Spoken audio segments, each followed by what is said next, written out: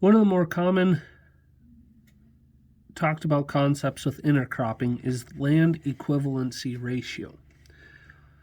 Now, when it is first discussed, it can be often kind of hard to understand or wrap your mind around how you could potentially have a field that has a greater efficiency, but with intercropping, it is possible, and the LER is an equation that helps us figure out exactly how efficient a field might potentially be. So if we have three fields, let's say that we have field number 1 over here. We went ahead, we planted field peas here. And then we have field 2, where we went ahead and planted canola.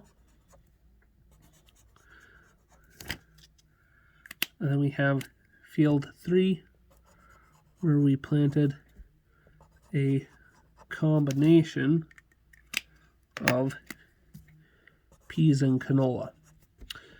Now we're going to walk through real quick how to figure out the LER values for these three fields. So if we have field 1 with canola, our yield is 30 bushels. Our average yield on our farm has been about 30 bushels of canola. So to figure out our LER, we take the yield divided by the average yield, and this gives us a value of 1.0. Similarly, on field 2, we have field peas where we have an average a yield of 30 bushels, and our average yield over time has been about 30 bushels.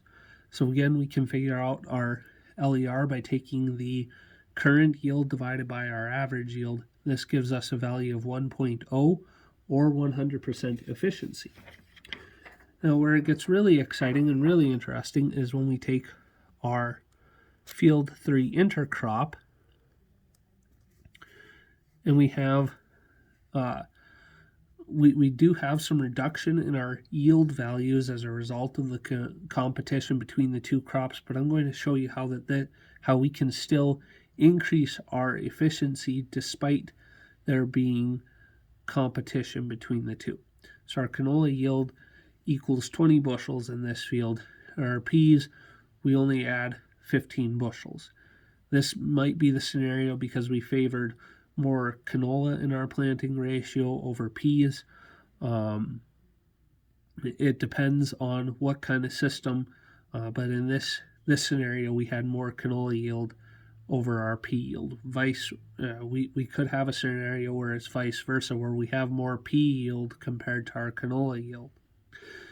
Now, as was previously mentioned, our average canola yield on our farm is 30 bushels, and our average pea yield on our farm is also 30 bushels. So now when we take our LER, we are taking the current canola yield divided by our average canola yield, and we add that to our current pea yield divided by our average pea yield. So this is 20 over 30 plus 15 over 30.